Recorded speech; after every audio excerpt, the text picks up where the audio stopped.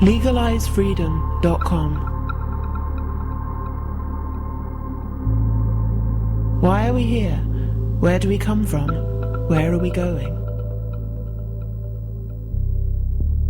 From the nature of reality to the future of humanity.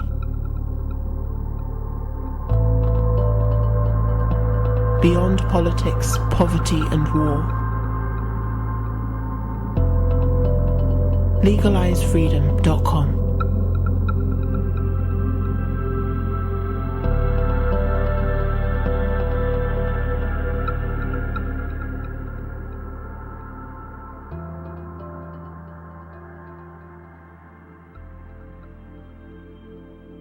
Greetings and welcome once again to LegalizeFreedom.com. I'm your host Greg Moffat, and my guest today is Patrick Lepetit, who joins us to discuss his book, The Esoteric Secrets of Surrealism, Origins, Magic and Secret Societies.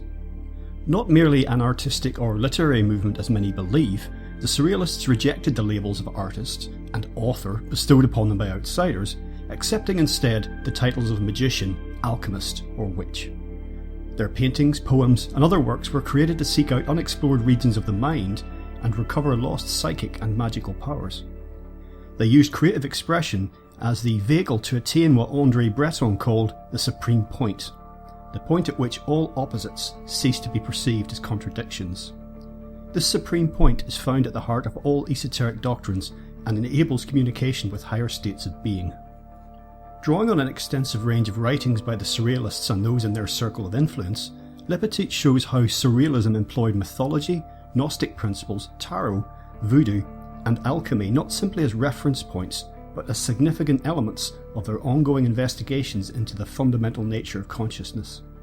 He provides many specific examples of esoteric influence among the Surrealists, exploring the relationship between Surrealism and Freemasonry, Martinists, and the Elect Cohen, as well as the Grail mythos and the Arthurian brotherhood.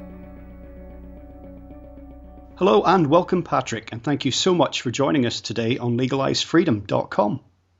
Hello, Greg. How are you? I'm very well, thank you, Patrick. Now, today we're going to be discussing your recent book, which is entitled The Esoteric Secrets of Surrealism.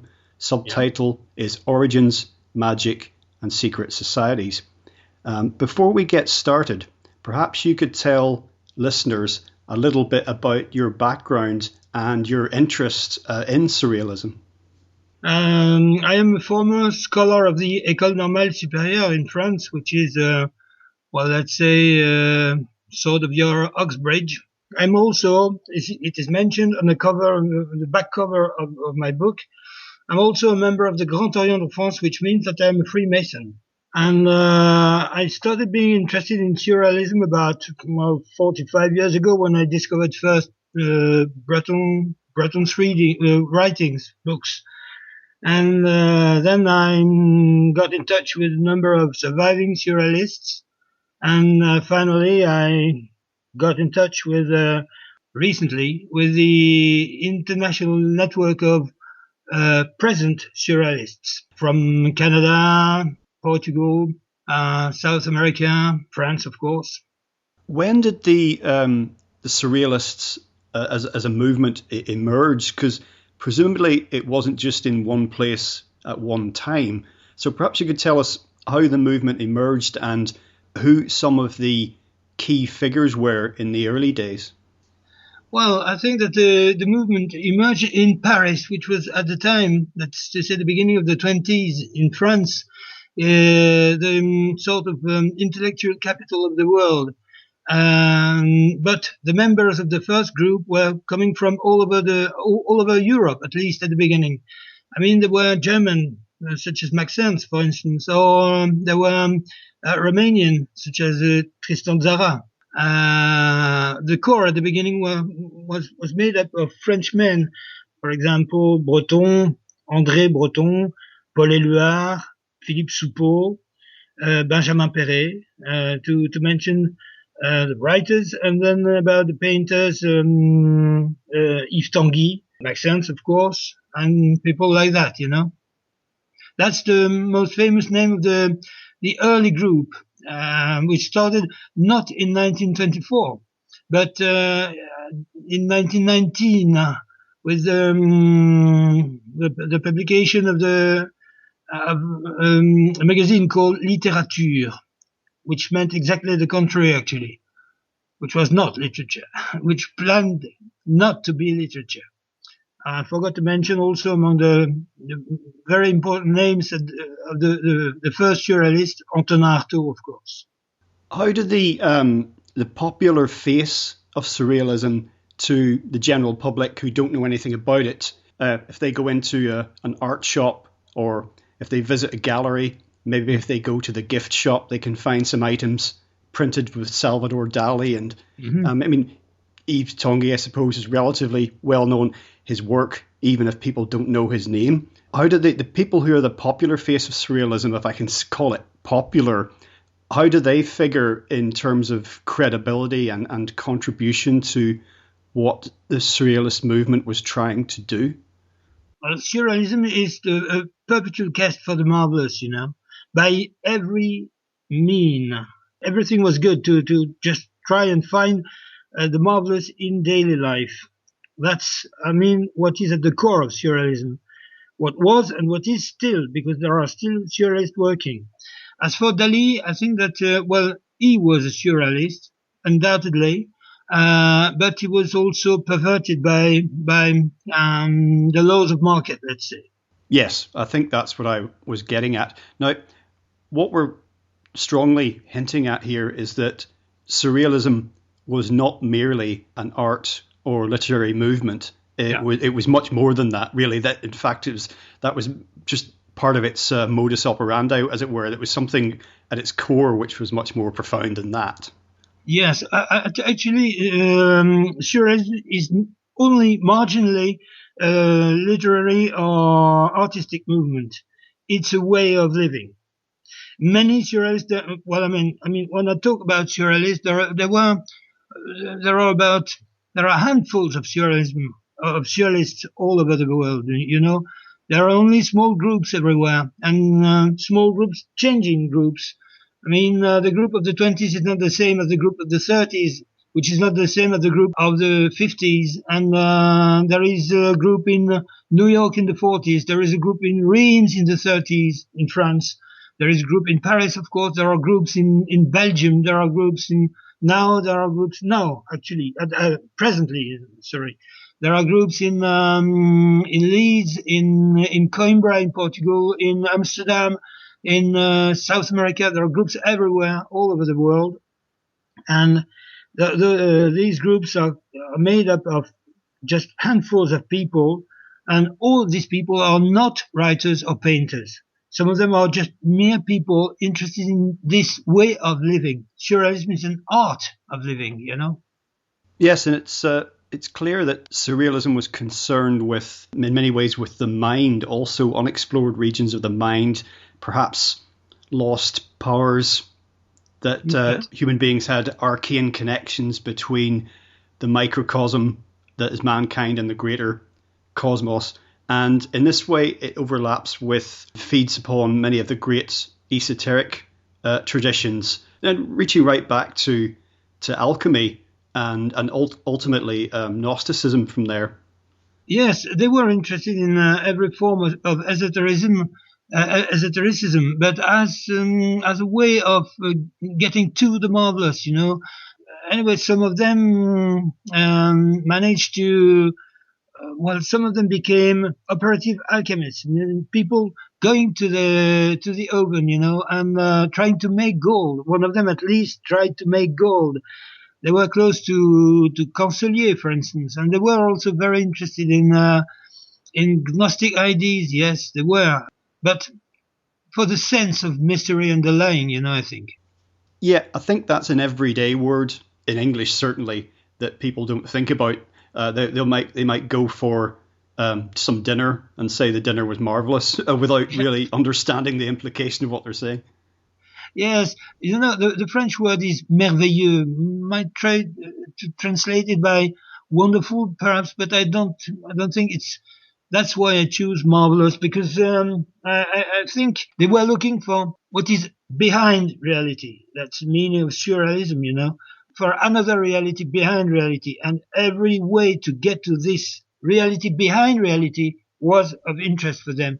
But I think this is also a Gnostic idea, because the Gnostics thought that we are living in and they still think, because there are still Gnostics, they think that we are living in a wrong world, a fake world, a world made by a bad god, and that the real world is behind the borders, the limits of this wrong world, and where is the real god? There are two gods for them. One they call the demiurge, which is a bad god, and another one. I mean, the surrealists were agnostic in that way. They thought there was another world behind this world, but not a spiritual one, of course, but not connected with any kind of divine of religion, you know. I've come across this idea many times. You mentioned the demiurge, the idea that the world, as we understand it and perceive it, it is somehow, it's fundamentally flawed, and that somehow the bad god corrupted, the unmanifested by turning it into the manifested. Yes, that's it exactly. The manifested is somewhat wrong, deceiving, and unsatisfactory, and there is the unmanifested, which is what they are looking for. That's the real aim of surrealism, I think, in my opinion. That's what I try to prove in this book, to show with this book, Yes, in the language of surrealism, and it occurs elsewhere, of course, but the language of mirrors and bridges, dreams and visions, it draws out this idea that real life is somehow elsewhere, and that we are actually living in some sort of an illusion. Yes, totally. We are living in some sort of illusion. In that way, surrealism can be connected to Celticism, because this idea of another reality, is very close from the other world of the Celts. That's why we can also connect surrealism to Celticism, which I'm trying to do with some Welsh friends at the moment, such as John Wilson, for instance. You mentioned Celtism, and of course surrealism draws upon that, and there was a fascination as well, and that of course takes us into the realm of the Arthurian legends and the Grail, and the Grail as some sort of alchemical metaphor. Actually, it's what I'm writing about at the moment. I'm writing a new book about surrealism and Celticism, and I think that the connections are numerous, but late. They were only interested in Celticism at the end of in the 50s, let's say. In the 50s, they started being interested in Gallic art and also literature, because of the meeting with a man called Jean Marcal, who was considered as a sort of a specialist of Celticism in France, although he's contested by many people who say he's writing literature and not history, or is not a good analyst of Celticism. But this man was a member of the Surrealist group, and he was of the utmost importance for them. And we must never forget that Breton himself was a Breton. He was of Breton origin. He was born in Brittany, but he was of Breton origin. And his grandfather has told him a lot of legends and tales, Breton legends and tales, that's Celtic legends and tales. He was always influenced by them.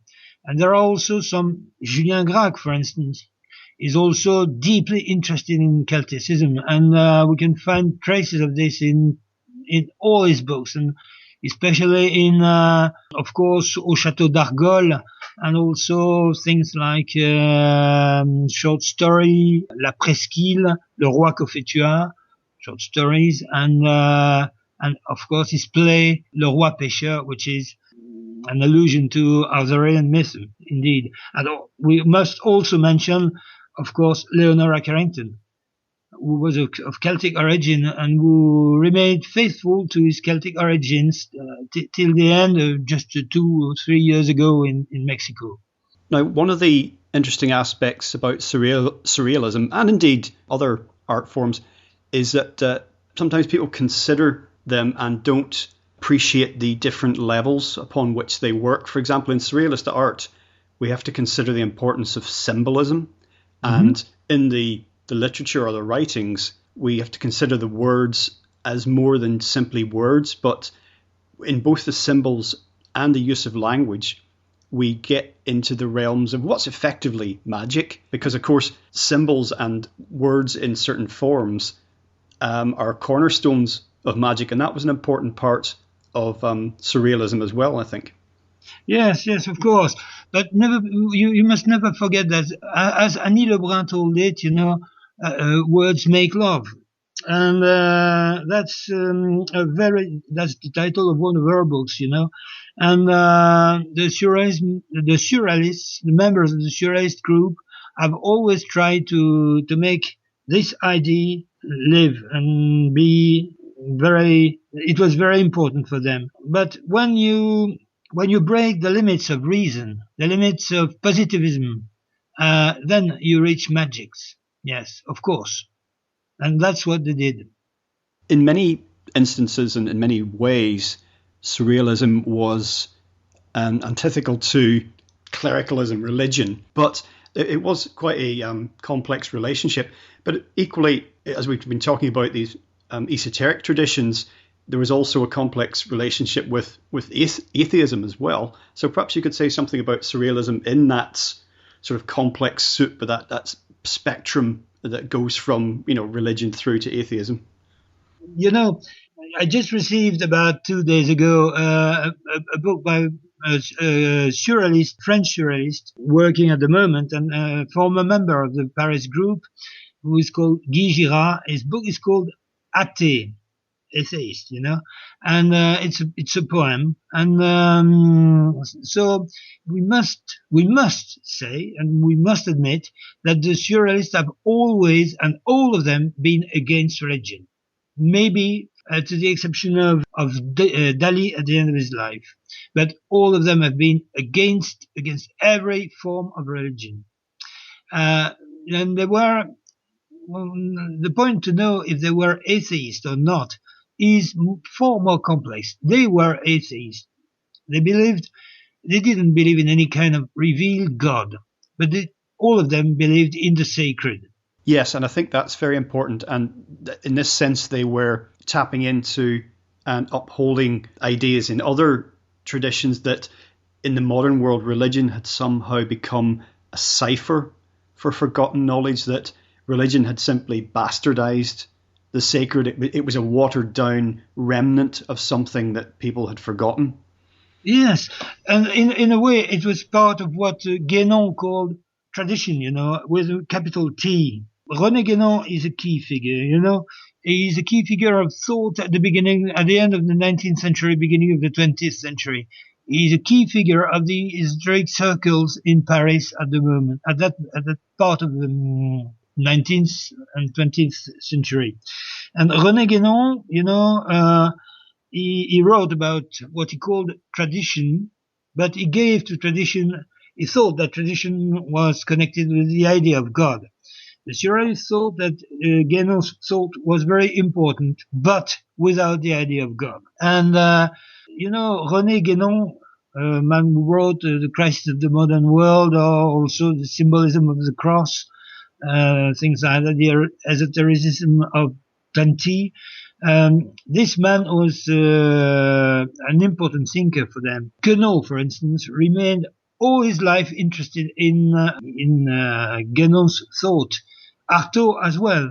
And Guénon appreciated Artaud's works. In 1953, in his interviews with André Breton said, when I look back at the early years of surrealism, I think that the only one who missed us was René Guénon. And Guénon thought that there was only one tradition, a tradition which was common to every religion, for instance, every creed. This religion, this thought, for this tradition for Guénon was the key, I think that the surrealists, especially Artaud, Breton, shared this view, but rid of the idea of God, particularly of a revealed God. That's why they well, the key word for them was the sacred and not the religious, not religion. They were against any form of religion. Of course, it then would also follow that they would scorn what gets called today scientism. Basically science as a form of religion, which, in my opinion, it has become in many ways. In the modern age, science has stripped humanity of something profound by denying there's anything beyond our five senses, that there could be anything sacred in the context that we're talking about. Yes, they were also against science. We must never forget that the surrealists were intellectually formed. They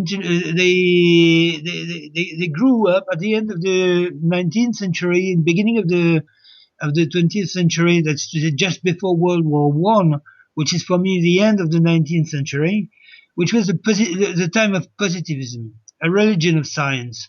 And they didn't like that. They didn't at all, because they thought that this religion of science, this positivism, illustrated by Auguste Comte, for instance, this positivism, they thought it was responsible for the catastrophe of World War I.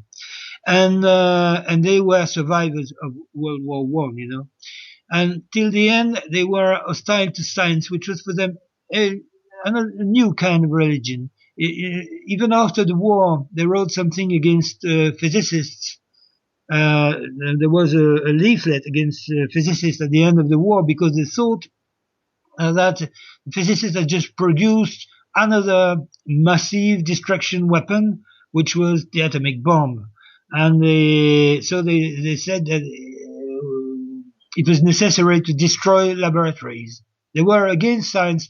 They were not obscurantists, they were not for the Dark Ages in a way, but they were against what science has become.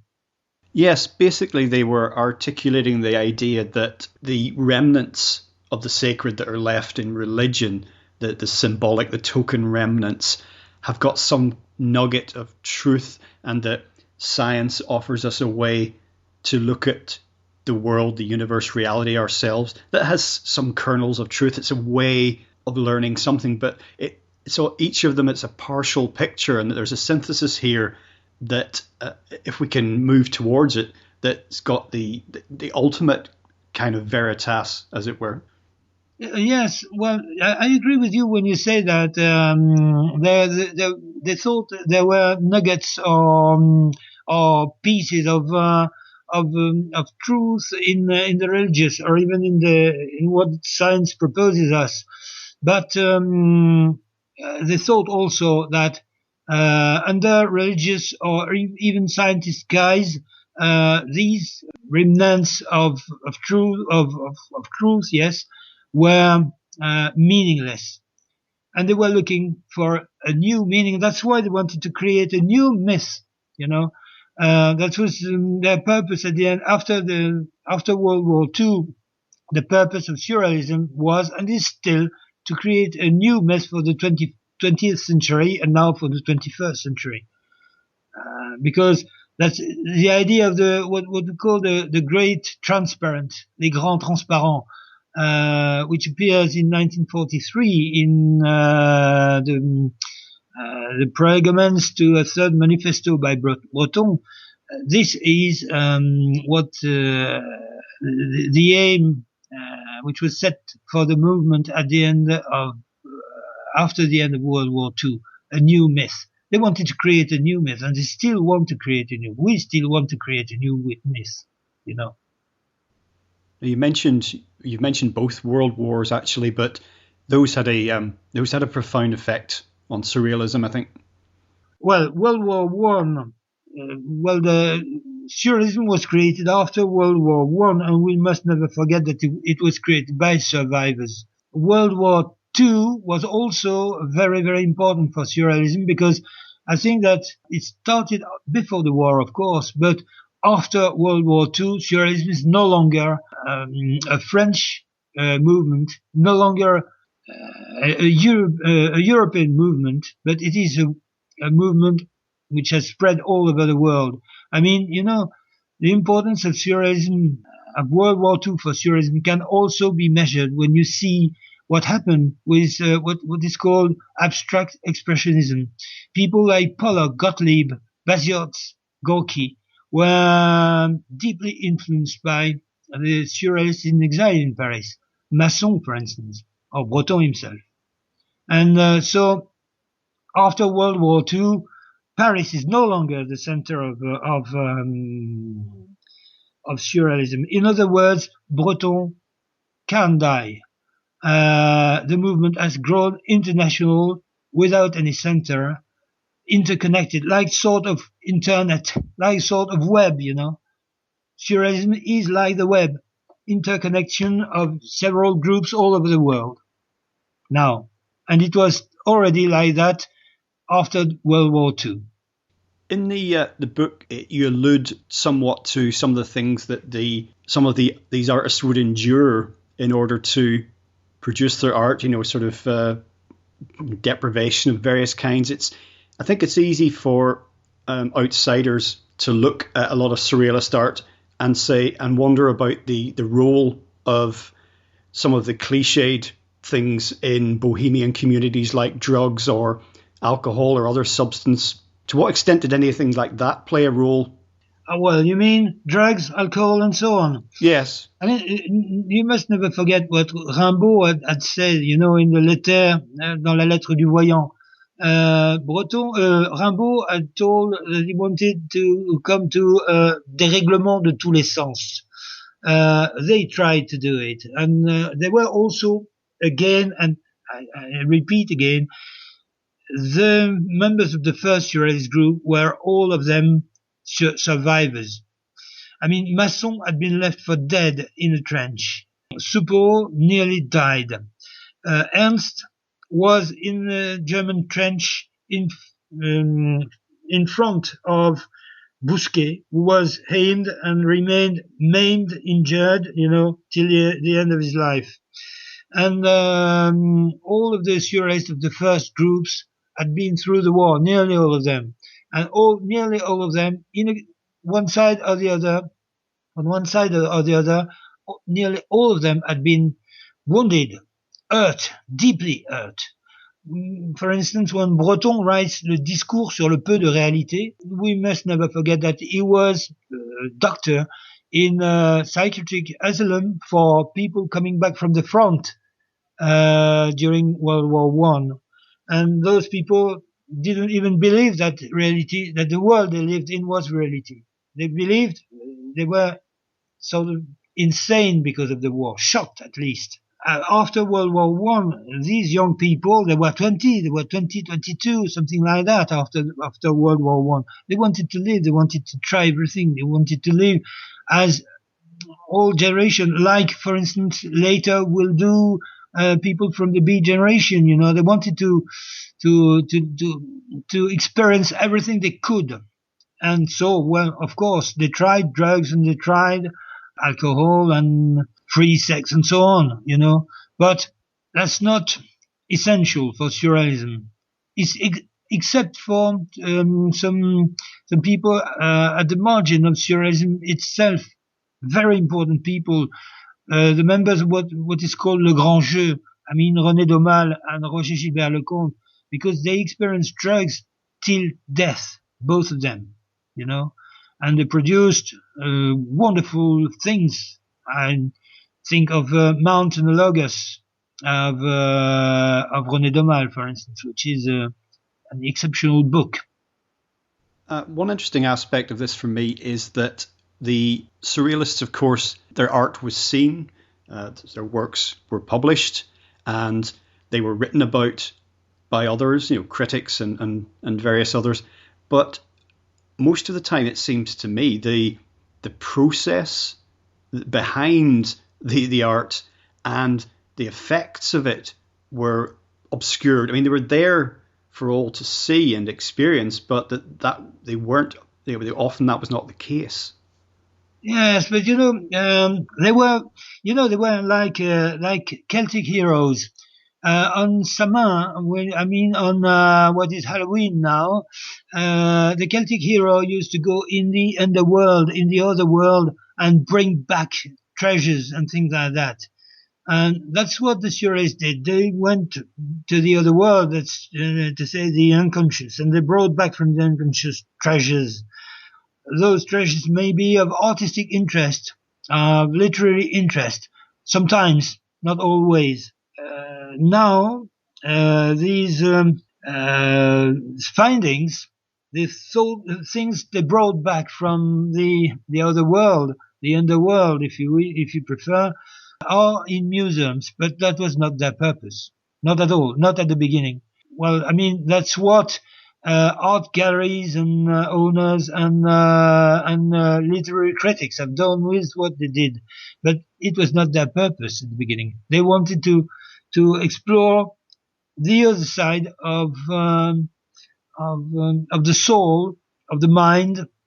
They wanted to explore the other side of reality, not make works of arts, whatever. Yes, I think that's one of the aspects of the poverty of the business aspect taken to art these days. Well, it has been for a long time. The question when someone tries to get a book published or wants to find a patron for his art, or a musician wants to release a record, the question for potential backers is, who do we sell this to? Not, is it important to help this come into being? Mm-hmm. Yes. Most of them, I mean, those people who are now in museums and whose works are selling at tremendous prices and incredible prices. People remember, for instance, Yves Tanguy, which is now, you mentioned his name earlier, Yves Tanguy, which is very popular now in the States, which is a major surrealist artist. Before World War One, Jacques Herold, another surrealist painter, recalls that Yves Tanguy and him sometimes had nothing to eat for, they just had a glass of wine for a meal, nothing else, because they were poor. Max Ernst as well he was poor. So they were, some of them survived, Max Ernst, for instance, and later Yves Tanguy, because of their wives or their patrons. The importance of patrons has to be mentioned here. People like les Noailles, the Viscount de Noailles and his wife, people like Edward James, people like Nancy Kennard, people like Peggy Guggenheim have to be mentioned, because they gave money, they helped to some of these surrealist writers and painters, and they helped them to make their works, to create. That's important. That's very important. That has to be underlined. The importance of those people. Edward James, for instance, Leonora Carrington wouldn't be Leonora Carrington without Edward James. Les Noailles, the Viscount of Noailles, subsidies some of Buñuel's films, and subsidized, gave money to Buñuel for his film L'Âge d'Or. Nancy Kennard helped Aragon. That's very, very important. That has to be underlined. Reading your book, I was impressed by how many pamphlets and journals and periodicals that the surrealists were publishing. Who were the readers? I mean, were they publishing to each other, or how did these publications become circulated? Particularly in the early days when you didn't have magazine stores, for example, and distribution networks. Well, it's difficult to answer this question. I mean, they were not writing for each other. They were not writing for themselves. There was a network, but it was a time of literature. It was a time of magazines. It was common at that time to publish a magazine which was only to last 2, 3, 4 issues and then disappear, and another one would be created later. You could find, well, sometimes bookshops produced magazines, and you could find them in the network of bookshops, and the bookshops was far more numerous than now, That's the secret of it all. The distribution network was through library, bookshops, and bookshops were really far more numerous than now. And also of course, by subscriptions, they would have lists of people who all over the world who wanted to buy them and to read them. Don't forget that in the 20s, and even 30s, and even beginning of the 50s, French was an international language, and the French culture was known all over the world. I mean, people in Romania would subscribe for surrealist French publications, you know. I wonder, just thinking, because I like sort of hoarding books myself, is there a market in these things? I mean, are they quite collectible? I mean, I wonder how many still exist. Well, yes, there is a market. It's very much the same as for surrealist art or surrealist manuscripts. There is a market, and it's pretty difficult to find the real collections. I mean, the genuine collections. Some of them have been republished. Jean-Michel Place, for instance, in France, republished the collection of La Révolution surréaliste and Le surréalisme au service de la Révolution, and also Le Grand Jeu. They were republished. But for example, the magazines which were published after World War II, for instance, BF, L'Archibras, Medium, all these magazines are very difficult to find. And I came across complete collection of BF, which was a surrealist collection of the 50s, just a fortnight ago. And it was 180 euros for the complete collection, 11 issues, 180 euros. That doesn't sound terribly expensive, actually. No, it's not terribly expensive, but I mean, every copy of BF is 4 pages. Ah.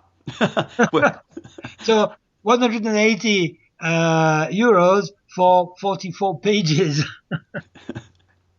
Talking about surrealism and the cinema in the sort of during the 20th century, to what extent did surrealism make any meaningful forays into cinema? Because obviously there are some movies that you could cite as surrealistic without actually having dealing with core themes in an authentic way. I'm just wondering how much these ideas managed to penetrate the movies in a meaningful way.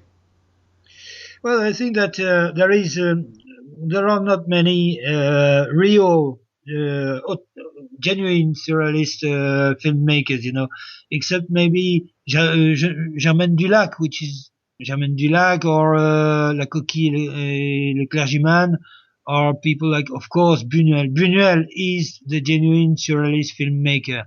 But I think, in a way, surrealism has been seminal. For example, for me, people like Peter Greenaway have something to do with surrealist ideas and surrealist way of constructing films. And also, we must never forget that surrealism is not only what was produced in France. There is another major in Europe. I mean, actually, at least there is another major filmmaker which is not well known from mainstream, which is not very, very famous. This man is a Czech, and he is called Jan Svankmajer. And Jan Svankmajer is a very, very, very important filmmaker, and also, he produced, even under communism, he produced about maybe 30 films, surrealist films, which are incredibly inventive, incredibly interesting. But surrealism was seminal in a way, but was not the favorite medium of the surrealists, in my opinion. Now, we've already touched upon how there were other areas, art forms and disciplines that the surrealists were attracted to and that were influenced by, and that in some cases which they in turn influenced themselves. And one particular section in your book which I particularly enjoyed was talking about Gothic literature. in particular castles, and because it's something that fascinated me when I was a child, was going to ruined castles, and it seemed to somehow affect your imagination. And we think of all the dark worlds of, you mentioned some of these in the book, de Sade, Dracula, which of course then became Nosferatu, Elizabeth Bathory, Gilles de Rais, and it was interesting for me how the surrealists resonated with some of the ideas in Gothic literature. Well, I think that there's a sense of mystery, a sense of the wonder again, which is at the core of their interest for the Gothic novel. They were fascinated. They wrote quite a number of things about Gothic literature, and sometimes they wrote Gothic novels themselves. I mean, if you think, for instance, of André Pierre de Mondiargue with his L'Anglais dans le Château Fermé, which was published in 1953 under a false name, under a pseudonym. He writes a Gothic novel. He writes a Sadian novel. And I mean, Ethel Colquhoun, for instance, when she writes The Goose of Hermogenes, Ethel Colquhoun who lived in Britain, who lived in Cornwall, she wrote a Gothic novel which is called The Goose of Hermogenes, So they sometimes wrote forewords, they edited and published, of course, and they wrote Gothic novels. They were interested, a sense of wonder, that's it, a sense of the weird as well. They were fascinated. In a way, we may also say that Un balcon en forêt by Julien Gracq, which is a very, very, very important novel, is a Gothic novel. That's why Breton was interested in it. It was published in 1938, and it was Julien Gracq's first novel. And immediately, Breton got in touch with him to meet him because he thought that this novel was a surrealist novel, and Au Château d'Argol is undoubtedly Gothic novel features. But there was also another surrealist which was discovered by Breton in the 50s or end of the 40s, I don't remember exactly. A man who was called Maurice Fouret. He was a very old man at the time. He was 70, and he started writing when he was 70. And he wrote, for instance, a book which is called Tête de Nègre. And Tête de Nègre is also a Gothic novel. They were not exactly influenced by the Gothic novel. They knew it. Artaud knew the Monk, for instance, by Lewis.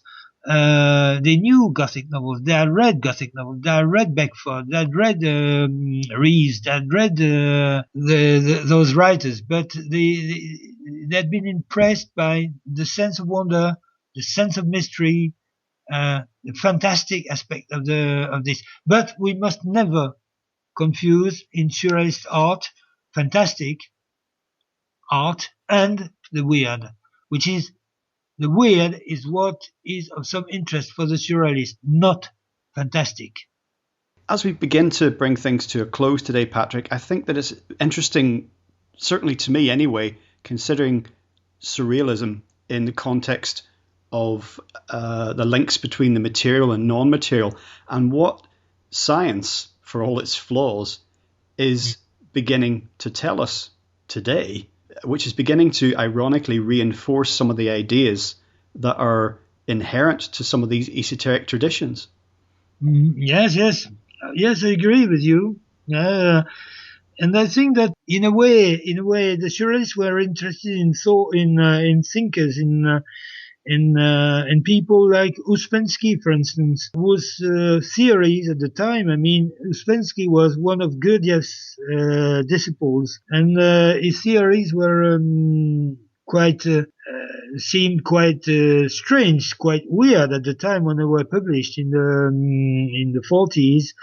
And these men were forecasting what modern physicists are saying, In closing, what can we say then about surrealism today? What's your take on where we are, who the interesting surrealists are, where the movement has where it has come in the early part of the 21st century, where perhaps you think it's headed, what it can contribute? Can it contribute more as we move forward? Oh, yes. I think that surrealism at the moment is, surrealism is no longer organized around the central.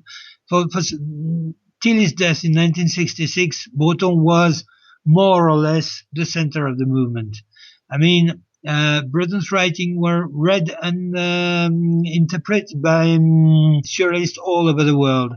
After Breton's death and after the self-suicide, the self-destruction of the Paris group in 1969, there was no longer any center. There is no longer any center, but there are still groups working all over the world, and even in France, we don't know everything about them. I mean, I just discovered recently the importance of surrealism in North America. In Canada and in the States. I knew, of course, about the Chicago group, which was created in 1966 by Franklin and Penelope Rosemont. But apparently there were groups also in Canada, in Quebec, and there are still groups in Canada, in Quebec, on the Pacific coast also of Canada, and the West Coast. And there are also important groups in California. We don't know much about that in France. But there are groups working all over the world, and these groups are, as I said earlier, are interconnected. For me, for instance, I went to meet the Coimbra group. The Portuguese group, which is called La Section Portuguesa, the Portuguese section, the Cabo Mondego section of Portuguese surrealism, which is based in Coimbra in Portugal. I went to meet them last summer, and the summer before, the man who was there was Alan Grober, who is American, and David Cotter, who were from America. So. We go and meet each other, we correspond with each other, and we exchange, and we make, John Wilson, for instance, has just published, who is from Wales, has just published a book about Alice, not in Wonderland, but Through the Mirror. And this Alice is a collection of collage with contributions from all over the world, all over Europe at least, So they publish, surrealists at the moment, surrealists now published things from all over the world. They meet each other, they publish things together. The movement is still alive and well. Excellent.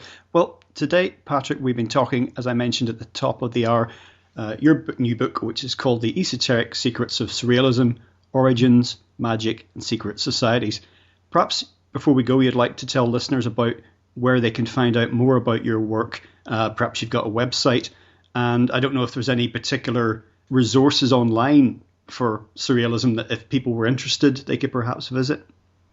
Oh, no, I don't have any website, not now, not yet, but I'm going to plan to have one soon, because this book, The Esoteric Secrets of Surrealism, enabled me to get in touch with a number of people from all over the world. Sometimes difficult to find my own books for the other books. This one is widely distributed, and I think it's not too difficult to find in the English-speaking world.